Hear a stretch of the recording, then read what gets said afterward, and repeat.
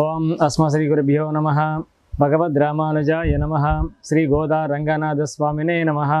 సీతారామాభ్యో నమః. సర్వేశ్వరభ్యో నమః. ఆపదాపమహర్తారం ధాతారం సర్వసంపదాం లోకావిరామం శ్రీరామం భూయో భూయో నమామ్యహం. భక్తి టీవీ ప్రేక్షకులకు అలాగే నన్ను అనుసరించేటువంటి భక్తులందరకు ఈ అడిగే ప్రశ్న జవాబు తెలుసుకోవడం సులభదాయకం. బలవన్ మరణాలు అనగా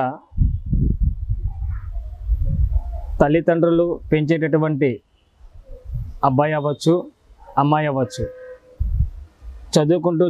చదువుకుంటూ ఉండగా చివరి దశలో బాగా చదువుకొని మంచి మార్కులు తెచ్చుకొని సమాజంలో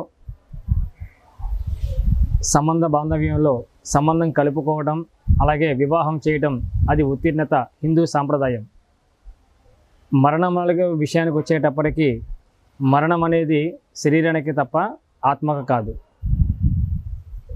ఉదాహరణకు చదువుకున్నటువంటి యుక్త వయసులో ఉన్నటువంటి కాలేజీ స్టూడెంట్స్ అవ్వచ్చు, తెలుసున్న వాళ్ళు అవ్వచ్చు, ఇంటి పక్కనింటి ఉండేటువంటి వారు అవ్వచ్చు, ఇంకెవరైనా అవ్వచ్చు.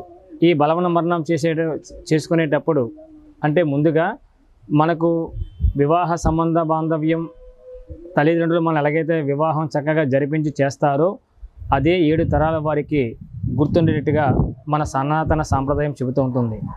కాబట్టి ఎవరైనా సరే అంటే ఇందులో సినీతారులు అవ్వచ్చు, ఇంకెవరైనా ఉండవచ్చు. కనుక నక్షత్రాలు అధిపతి, నక్షత్రాలు పేర్లకు ఉన్నటువంటి సమూహాన్ని ఏదైతే చెప్పగలుగుతున్నామో, ఏదైతే పంచాంగం ప్రకారం వెళ్ళగలుగుతున్నామో అలాంటి విశేష సాంప్రదాయాలు ఒక హిందూ ధర్మానికి మూల కారణం.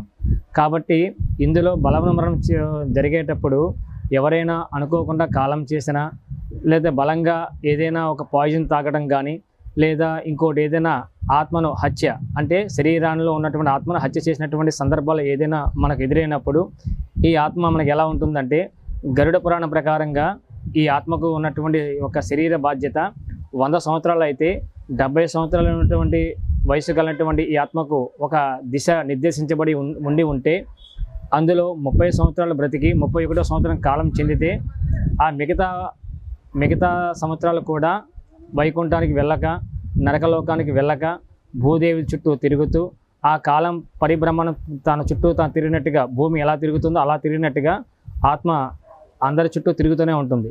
ఆ సమయం పూర్తి అయ్యేంత వరకు మనకు అప్పుడప్పుడు అనిపిస్తూ ఉంటుంది, మాకు అక్కడ దెయ్యం కనిపిస్తుందని, లేదా మా అబ్బాయి కనిపిస్తున్నాడని, లేదా మా అమ్మాయి కనిపిస్తుందని అనేక విశేషాలు చాలామంది చెబుతూ ఉంటారు.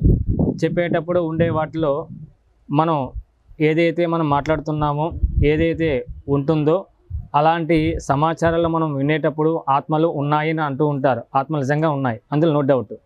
ఈ ఆత్మలు ఉండేటప్పుడు మనం ఎవరికైనా కనబడినా ఆ ఆత్మ చెబుతూ ఉంటుంది, నా కాలం పూర్తి కాకుండా నన్ను ఎలా పలానా వాళ్ళు చంపేశారు, లేదా పలానా వాళ్ళు నన్ను మరణం చెందినట్టుగా తయారు చేశారు, నా కోరికలు ఇంకా తీరలేదు.